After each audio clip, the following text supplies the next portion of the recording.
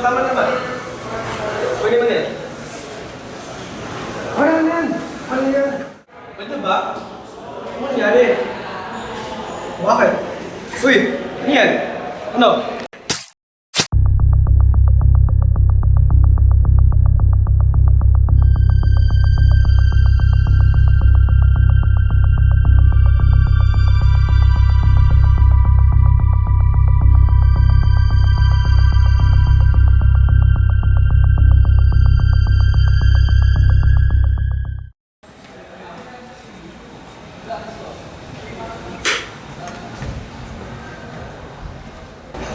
Hello po, Doc.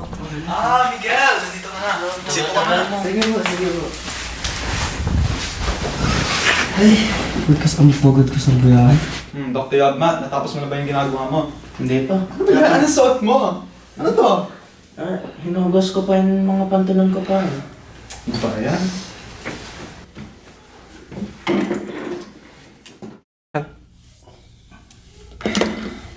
Ano ba kasi nangyari sa'yo? Naging ganyan ka? Wala lang po, Doc eh. Naalala ko lang po yung tatay ko. Namatay po kasi siya sa sa kapag po na politiko. Tapos wala kami magawa kasi ang hirap po namin. Hirap po talaga. Marami akong problema sa buhay. Namatay yung tatay ko, diba? Tapos namatay rin yung nanay ko. Tapos lalo pong tumutulong sa akin sa bahay namin. Yung aso ko namatay. Lalo po talaga eh, mahirap po. Gusto ko talaga po ng medisina o kung anong kahit nang para gumana ako eh. Hirap. Alam mo, maghanap ko na lang ng ibang doktor kasi hindi ko talaga maintindihan sinasabi ko. Ano ba, Doc? Ano ba? Alam ko na! Pakita mo yun! Yan! Yan, pangamahin! Yan. Ito ang makakatanggal sa lahat ng mga problema mo. Una, ilapag mo lang sa lamesa. Ganito. Tapos, Magkano po yung bayad sa check-up? sige. Pogi ka, tapos 500 na ang check-up mo. 1.5k ang bayad ka. Sige po. Sige. Pwede po na ng Gcash or Gcash? lang. Sige. Sige po, thank you po. Salamat lang. Huwag kang mag-alala. Napatunayan na yung gamot na yan. Ilang beses na. Ay, sige po, Doc. Salamat po. Salamat po talaga.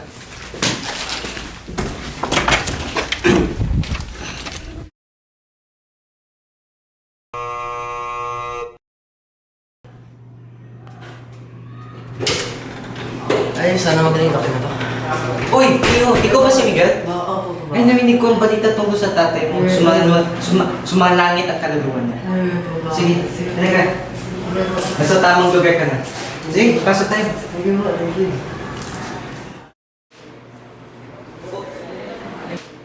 Bago tayo magsimula, Miguel, huminga ka ng mga ilang beses na malalim.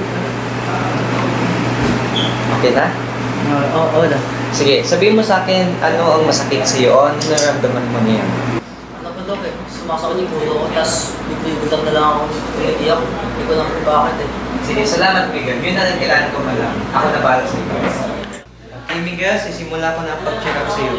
Muna ang pakikinig sa pulse mo.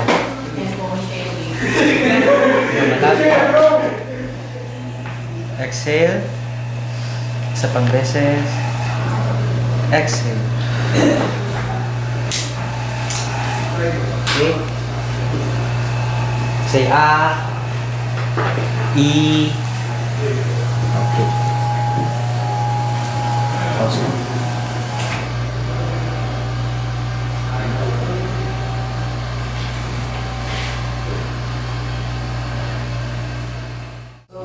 May napansin ka ba? Oo, napansin ko na habang pinapakinggan ko ang pulse mo, medyo kang nagiging anxious at nanginginig. Parang reaction siya ng isang post-traumatic stress disorder o PTSD. So, ito ang re-reset ako sa'yo. At ito ang gamot mo. Pero, alalahanin mo na huwag ka uminom ng masyadong dosage nito dahil kasi nagbibigay ito ng anxiety attack at especially ang schizophrenia at ito ay hindi maiwasan kapag hindi mo maayos iniinom ito. Sige po, Doc. Sige, salamat sa pag-attend mo dito sa Ay, thank you po, Doc. Mag-ingat ka, ah. Sige po. mo kalimutan din ang sinabi ko sa'yo. Oo. Sana maiwasan na yung sakit ko dito.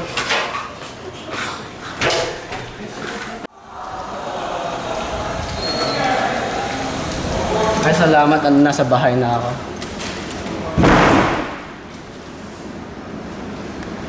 Ay, sinabi nila ko na inumin ko to. Pero, ilan ba? Ay, bahala na.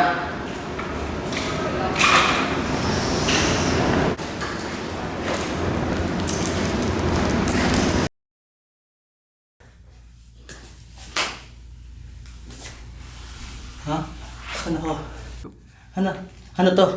Sino kayo? Kami ang mga biktima ni Juan.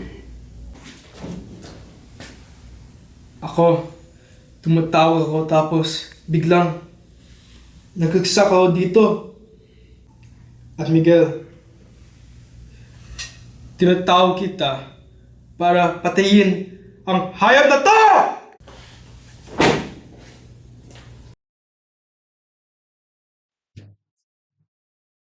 Ako ay si JC.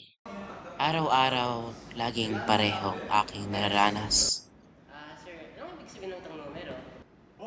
Pareho ang mga sigaw na ako'y may kasalanan. Daming ginagawa dito tapos di ka naman naginig. Di ka naginig! Pag uwi ko, nagkakaroon ako ng tahimik sa aking buhay. Pero masakit pa rin ang aking ulo. Masakit pa rin ang aking isip. Nanginginig ang aking mga kamay. At sana'y mawala ito ng sandali. Mayroon akong naisip na solusyon. Ito ang aking babala ko sa iyo. Huwag mong patayin itong korap na politiko.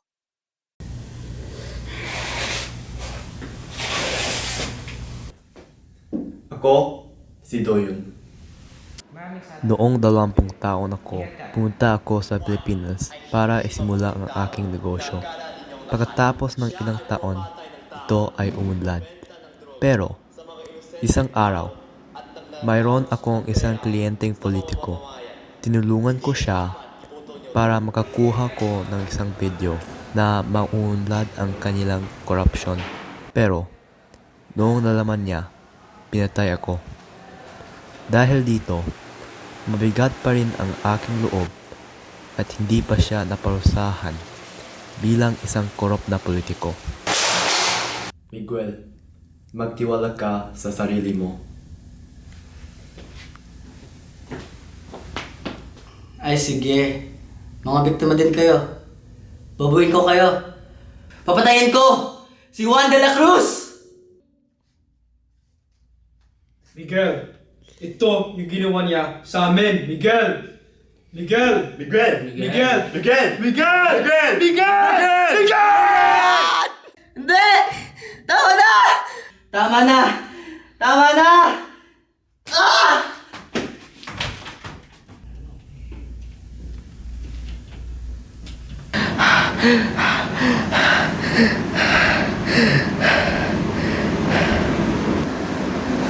Ano to? Ano nangyari sa akin?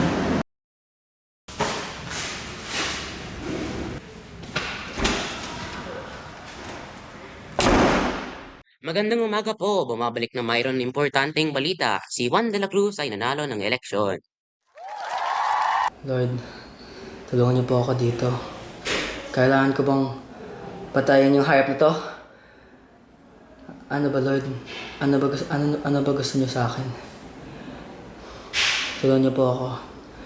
Hindi ko na alam ano gagawin ko. Patawad po.